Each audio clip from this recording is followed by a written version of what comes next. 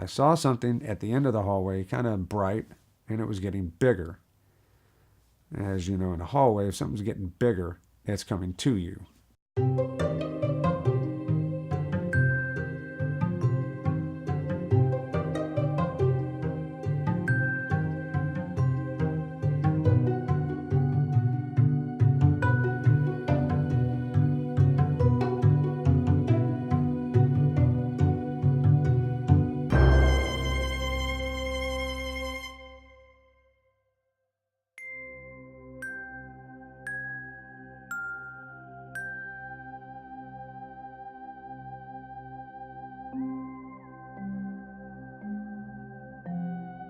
When I would visit my dad every summer in the early 80s.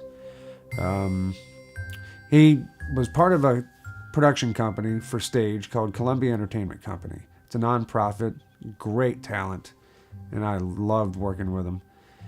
We would have all various types of productions going on. I'm not going to say which ones due to copyright infringements, but they're good ones.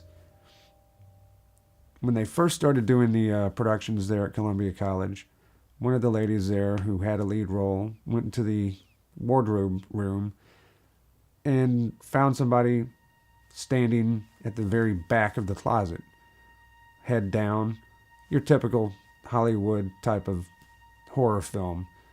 And she asked, "Well, can I help you? Do you need to have any makeup, or you need me to get out of your way so you can leave?"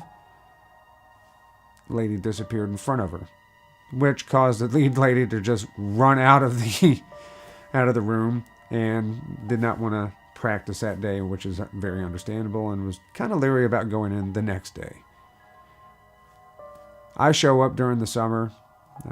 Dad's got his production going on for a very widely known musical. I'm kind of bored. I'm just looking at everything around the theater. I decided to explore, so I went exploring. As I was exploring, I had found out that the third floor was off limits. Well, being around the 12-year-old, 13-year-old, off limits means there's fun behind there. So let's go have some fun. I couldn't figure out a way to get up there. Well, about a week later, I found a way. Little skinny twig of myself. I couldn't take the elevator. The stairwell was somewhat blocked off, but I found a way to get past that to the third floor. The lighting that was in the hallway, fluorescent lighting, every fourth light was on, because that's just lighting that you can't turn off unless you just cut power to the whole city. I'm in the hallway. Looks like everybody had left personal belongings behind. Maybe it was a storage area. Not sure. It was creepy, very dusty. And in a hallway, you got that extreme perspective going on. I saw something at the end of the hallway, kind of bright, and it was getting bigger.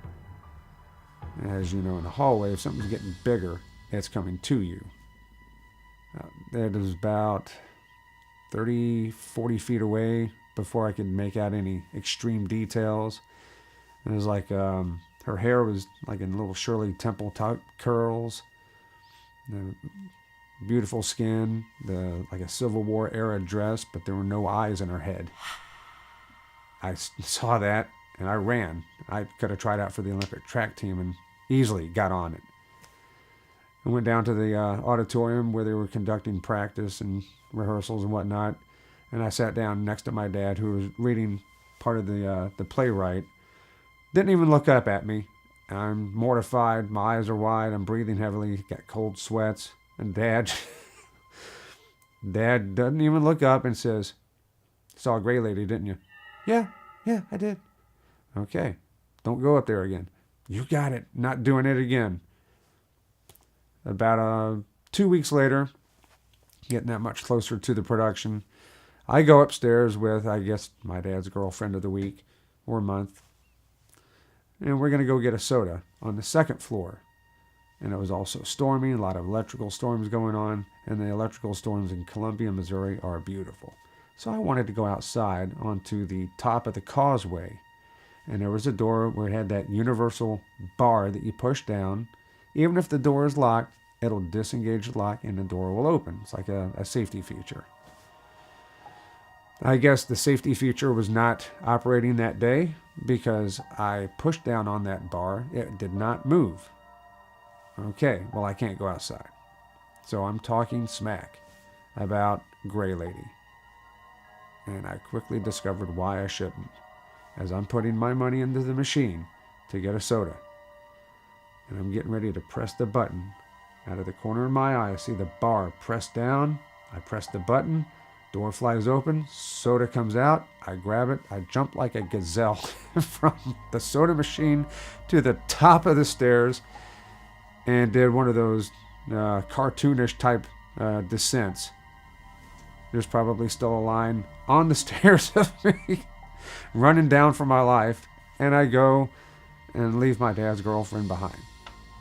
I go into the auditorium, and Dad's like, talking smack, weren't you? Yep. You're not going to learn, are you? I did after that. I didn't talk smack. I didn't try to go up to the third floor anymore. Nothing. And I sat on the stage, and I saw the booth where we had our sound system and light system, and the two doors to the balcony. And if you're on stage, the right-hand door would always come open at a certain time at night. Well, I get up there, and I jury-rig a lock with an old wire coat hanger, and I twist it. Nobody's opening that by chance. You got to forcefully undo this. Well, it happened. Later that night, door comes open. Nobody had been upstairs. I said, I'm not going to go up to the balcony anymore ever again in my life. And after that, activity over there, I guess, kind of subsided a bit, maybe increased, but it was never while I was around. I just learned my lessons, and I'm not even going to mess with it. I'm gone. I'm going to go somewhere else and discover, odd things or neat things, but I'm not going to that third floor again.